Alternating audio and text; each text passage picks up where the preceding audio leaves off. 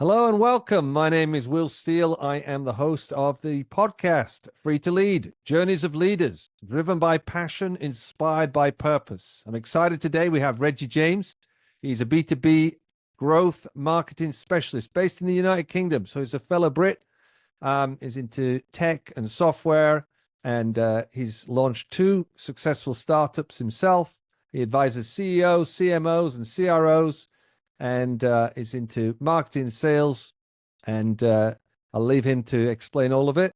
But I think we're in for a great story today to listen to the journey from India to the UK.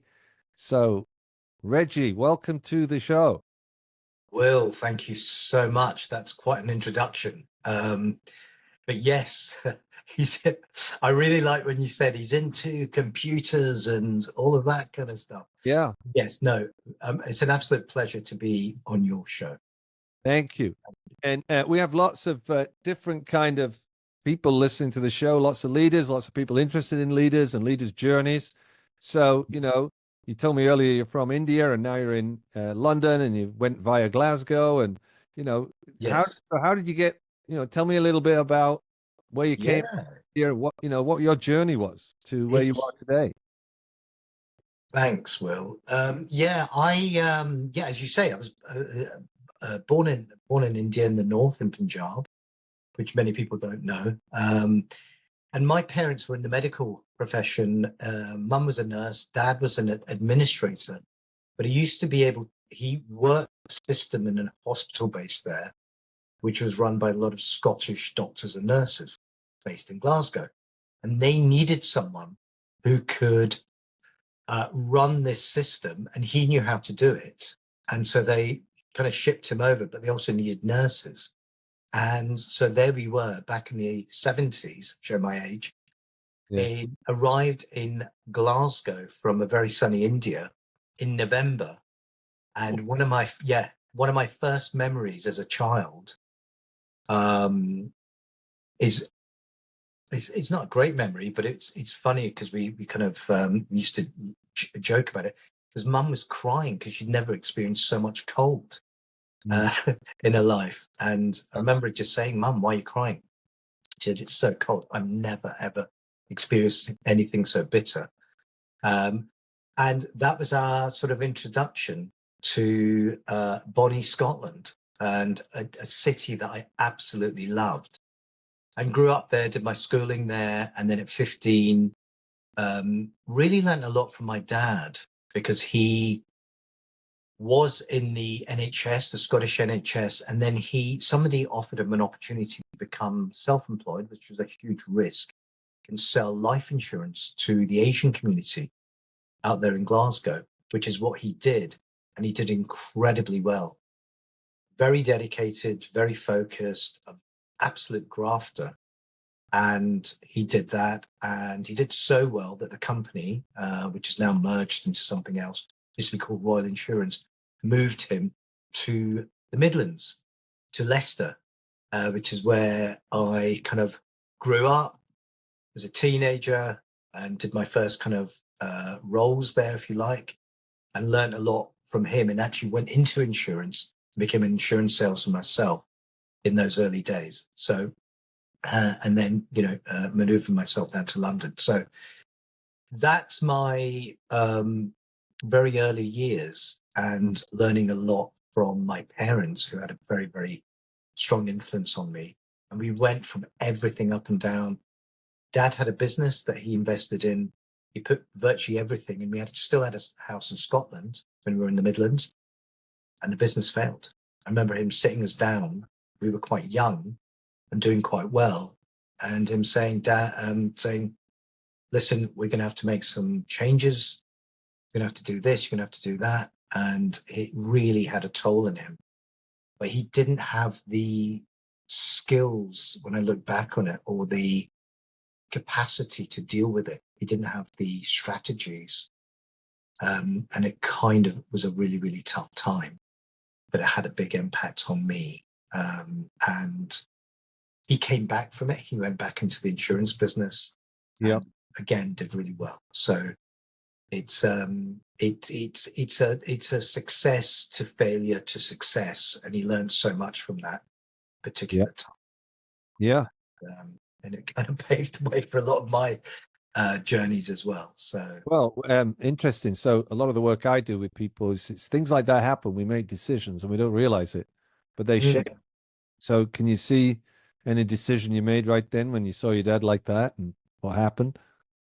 yeah, as I say, it had a big impact on me, and I've not sort of had a chance to properly overanalyze it. It's interesting how this has come about, and we're talking about it. I don't think I've spoken about that for quite some time, but the impact was one where it was him coming back. It was when he was low, it was painful, Mm. but it was his determination to pick himself up again and move forward Yeah. into a going back to something that he knew very well, but having to fight a lot of things, people who he thought were friends but had kind of abandoned him. But he had a real steely determination to actually get through and get back to where he was, which was, you know, one of the top sales guys within the industry back in the day. And he did it, and won a lot of clients off the back of it because he was a genuine guy. Yeah. So yeah, so that was the kind of What did impact. it mean to you? What did you think to yourself? I think it was more subliminal, Will. I think it was like it was an impact, and had he sort of just totally crumbled, I think what he was a very honest and authentic man. So he didn't hide it from us. He, in the kind of Indian culture, sometimes everything's about being upfront, being successful on the outside, and people could be dying on the inside. But he was very, very, certainly with his family, was very open, honest, and sort of just went straight into telling us the way things were, quite pragmatic as people were in those days, and kind of um, said it how it was and how Mm. things were going to be and what he was going to do to get out of it. And we were, because he was so honest, we kind of got right behind him. And I think for him, knowing that his family were there, as young as we were, behind him, gave him that extra kick that he needed, because he just knew that there was that group of people behind him. So Yeah. that's, I think, the biggest impact. Well, what was your lesson from it? Or what was your takeaway? What was your I yeah, think my takeaway, moment? good question. I think there's lots of things if I try and unravel that. One is his honesty, Mhm. um, and his pragmatism. Two, um, knowing that and needing that backup, if you like, from his family, that you don't always get, and there's no guarantee because people are different. But because he'd always been there, because there was a lot of love there, I think he led kind of from the heart. He was not there was very little BS with him. And I remember years later meeting his manager, very, very successful guy, um, who's sadly no longer with us, but I ended up ironically working with this guy for later on in life. I remember him saying, "Your dad was very honest and very real. And that's why people bought from him. Mm. He never sold. People bought Yeah. from him, and Yeah. people trust him." So I think those were the things that came across: love, trust, honesty, and Yes. being his authentic self, even if it meant to the detriment of getting a quick buck. Yeah. Yeah. And then, so we've gotten so far, I think, to about teenage years. Then you moved to London, and then what? How did you end up in IT? Because you weren't in Well, IT sales. it's a weird one. It's so I'm on the marketing side of things, so as opposed to really IT. But I as I said, I got into the insurance business. I worked commission only um, for an insurance firm down in London. Stayed with a family friend and cousin, and who really gave me a sort of step up and stayed with them in the wilds of Ilford and Essex. Mm. And from that, I really learnt my trade because I started selling commission only on the phone.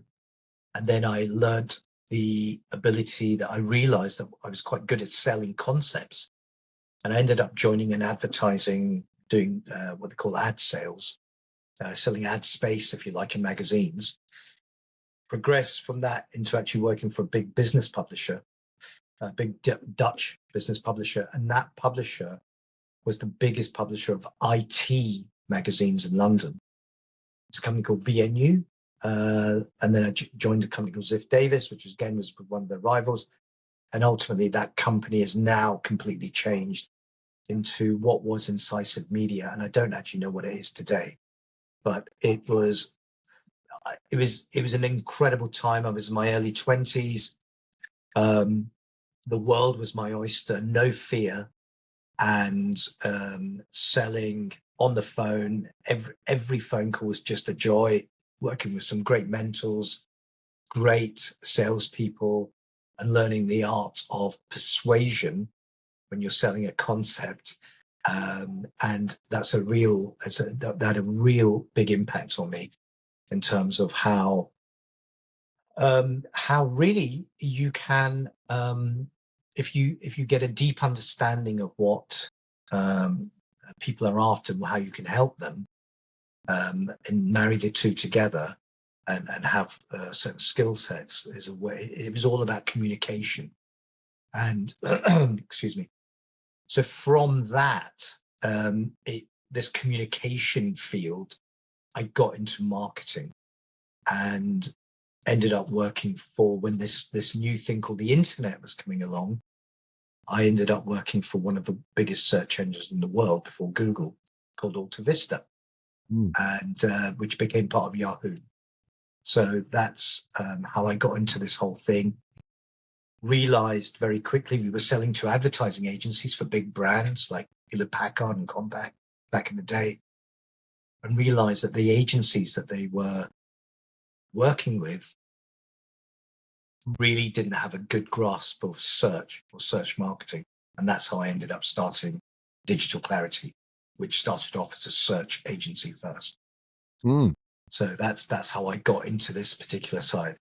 And really from that, the technology piece comes from sitting down with an engineer from Alta Vista saying, if there was a way that people could use Google search in a more intuitive way where they could manage search campaigns better. And he said, well, let's try and plan something out. And from that, we developed a piece of technology that was used by about 40% of media planning buying agencies in London, called Digital Clarity Storm, DC Storm. And that is how we sold that to a Japanese business called Rakuten. That was there was a stint in Singapore where I started with a startup as well, where I was part of a startup with the guys from Ericsson, where I sold that as well, that business, but that was part of a public company. And yeah, so that was the second startup that I sold, and got on with the agency, which is where we developed to where we are today, which is an advisory consultancy business, advising CEOs, CMOs, and the C-suite on how to fix the gaps in their marketing to create a growth engine for them to scale their businesses using a variety of different tools, including what we're building now as an AI stack as well. Yeah. So yeah, so it's a way of actually communicating the value directly to their customers. Yeah. In a very, very clever way. So that's how we got there. Yeah, good. And what, if you look back as a human being, then what's the biggest challenges you faced in your leadership? I think one of the biggest times we built the company up to quite a size. I think there was 25 of us at one point. And one of the companies that we were dealing with at the time owed us quite a lot of money. And we were, at the time, looking after the buying of their advertising. And then that company went bust. but we were lumbered with the debt. Yeah. And that was a major, major blow at that time. So that was the beginning of a number of different mishaps that happened. People used to say, you know, they're like buses, three come along at once, sort of thing. Yes. And there were lots of different things that just kind of happened one by one. And that was one of the biggest impacts. I just had a young son at the time. Yeah. I was, you know, my wife was pregnant with my second child. We've got two boys, and suddenly being lumbered as a young SME business with a huge debt almost overnight was a very, very stressful thing. I don't think I'd ever experienced anything like it. Yeah. So I had to overcome that. Well, one of the things was to take a bit of a step back and look at the problem, and try and I think I spoke to a couple of people about it, but there was one particular seasoned individual who, again, is no longer with us, but he had the war wounds. He'd been through it. He said to me, enjoy this experience. And I didn't understand what the hell he was talking about. I Yeah. was like thinking, I'm going to lose everything. I'm going to lose the house. I'm going to have to sell the kids, you know, do whatever I've got to do. And it was one of those kind of bizarre situations where I just remember him just saying to me, he goes, really soak this in. Think about how you're feeling. And I said, well, I feel awful. I feel like, you know, I feel terrible. And he goes, of course you are. But think about it, and then let's talk about it tomorrow. Because I was thinking I won't be able to sleep. I'm going to have to lay off the team. All of those kind of things. But looking back on it now, it was a very, very interesting thing that what he said, and we dissected this monster and worked out strategies and ways of how to deal with that, which is what we did over the next sort of 6 months to a year. And it's surprising when you speak to people who know what they're talking about, you know, people who've got skills in these certain areas, people like yourself, Will, who have been through scenarios, challenges, and can sit down with someone and calmly, you know, help them understand what they're going through, help them devise a strategy to deal with those things, and maybe help them really think about what is actually going on here, and how real is that? Because it almost felt surreal, if that makes sense. And all the other challenges that have happened throughout the years, Will, it's allowed me to look at them and then take a step back and then really look at them and look at what, because everything suddenly is big, you know, making mountains out of molehills. Thinking it's the end, and really it's not. So just for those listening, right? See, as a ontological transformational coach, if that makes any sense to anybody listening, what that man gave you there was just be with the experience, and once you've been with it for a while, it subsides, and then you start to have some freedom to think and look. There's no point trying to look while you're all reacting. So he gave you a little bit of space to be with it and experience it, and you didn't die. You know, in fact, that's what makes you stronger. You know, the pain of change or the pain of hardship. If you can stay with it, don't give up. As long as you don't give up, and you stay with it and you push through it, you come out stronger. You learn something. You learn a valuable lesson. Unfortunately, it seems to be in life, the most valuable lessons hurt the most. It seems to be that way. Yes. But it's a philosophy that, okay, well, I'm going to learn something from this, you know, really valuable. And it sounds like you did. Will, that's a very, very good point you make. Spot on. I saw something recently from it was Mike Tyson, I remember him saying, it's a great line. I mean, what you're just saying there reminds me of two great quotes. Excuse me. One of them from Winston Churchill about success, going from failure to failure I'm trying to remember the No actual, loss of enthusiasm. that loss of enthusiasm.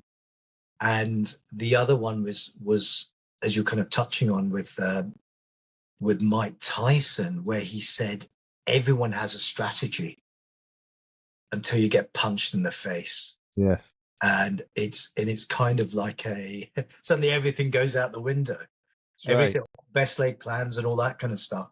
Yeah. And it really is. And I'm mad into sport, and I some of the most successful and most profound quotes I've ever heard of from sports players, like Michael Jordan talking about all the shots he's missed.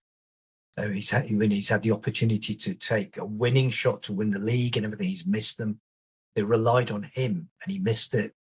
And it's from all of those thousands of shots that he's missed is why he is successful.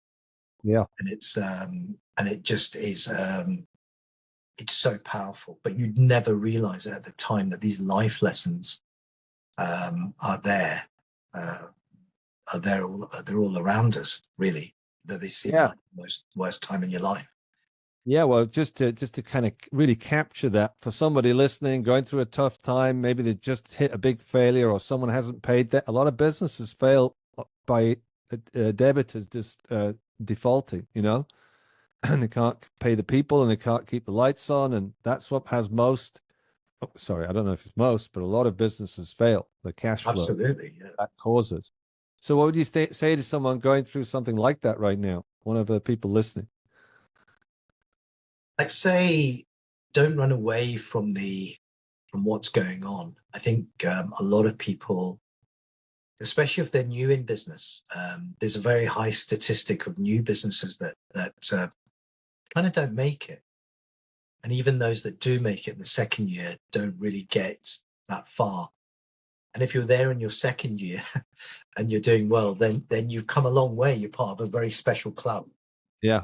And but even those who don't make it, I think the number one thing is don't hide away from the challenges you're going through. Look at them, embrace them, understand where you are, and that none of this is final. None of this is, you can, if this business doesn't happen, then there's always something else. This may not be your time. This may not be your thing. But I think sometimes one has to look at, almost remove yourself from the situation. This is my own personal view, and almost look at yourself looking at it. Because when I've had time to reflect back, it's almost like a film. It's like a movie where I'm looking at myself. Does that make sense? Yeah. It totally does. Yeah, of course. And it's kind of, so I've kind of, in a way, I suppose I've got a choice of the next part of what I do. Do I take a left or do I take a right? Do I Pivot. go up or do I go down? So, and if I do make a decision, it's going to take me on a journey, and I have to, but it's the best decision I can make with knowing what I know at the time. Yeah. So I just think this is why when you meet, or you come across like mega successful people, they've had more failures than anyone else. Yeah. And they've, because they know, and I'll just add that I think when you meet seasoned individuals, they help you avoid some of those bombs, those landmines, if you like. Yes. So they give you that confidence to sort of maybe handhold you through some of those things, which is why I always think that it's very hard. Nobody ever makes it on their own. You need someone to help you.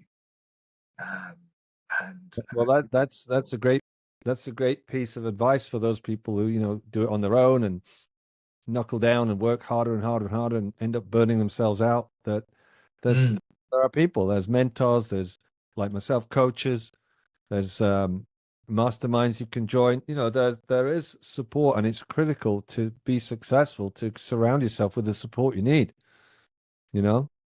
Absolutely, absolutely. There's lots of different avenues. I think one of the things I learned a little bit very, very late was that you do need having a coach, having a mentor, having someone around you and a support network, even if that's like a business club or a group where you can sit down and share some of those up, how you're feeling about things, how you're doing things. Yes. I think if I was to go back, one should never look back with regret as such, but try and learn from those experiences. But if I was to go back, I think I would have taken someone on a lot earlier, someone Yeah. with more experience to sort of help me, be it a coach, be it a mentor, be it someone, a non-exec or whatever. So yeah, I'm a big proponent of that. And to those that are going through it, to answer your question, are going through a tough time, I would say, maybe seek someone out. There's lots of people willing to help. You don't have to suffer on your own, and just have that conversation. Yeah. And also in the context, I mean, I just finished my book. It's not coming out for quite a while, a couple of months maybe. Interesting. And it's on authentic leadership. And I had to put a chapter in on failure because it's so important. It's so important how to deal with failure, the lessons in failure, the it sounds crazy, but the possibility in failure, that it is part of the game. So you have to embrace it. You have to find a powerful way to deal with it. And it's not hang your head in shame. Oh my God, I failed, like it seems to be for people. It's not, I really tried this and it didn't work. Okay, well, now what? Now what we're going to do? That didn't work. Let's try this. Oh, that didn't work. Let's try that. So I really appreciate you having the candidacy to share what's really gone on with you, because I think that's more valuable for people listening who are dealing with their stuff than someone coming, I'm wonderful. Well, they probably wouldn't go on my show because, I have to, I have Yes. to, I have to be inspired by who's coming on the show. And you've really done a great job there, Reggie. Just thank you, thank you, thank you. And, how could people get in touch with you if they wanted some support from you in your business as well? You're Sure. in your marketing with your expertise all the way back from the beginning of Google and Google Ads and all that stuff. How Yeah. do people find out about you, contact you? So there's a number of ways, and thank you, Will. I've really enjoyed this. I'd love to do it again sometime. And so you can, excuse me, you can just type my name into LinkedIn, Reggie James, or type in Reggie James Digital Clarity. I also, for those of you in the States, Digital Clarity, the marketing consultancy, is a wholly owned subsidiary of DBMM Group, which trades on the OTC market. It's a great way for companies or for individuals to invest in the public space, in what is a very fast moving space in terms of both marketing and AI, and the combination of those and how that's helping people drive marketing and sales. So Reggie James at Digital Clarity, and Reggie James at DBMM Group. So Wonderful. thank you very much, Will. Yeah, very, very welcome. It's been great having you on the show. Thank you so much. Absolute pleasure. Thank you, Will. All right.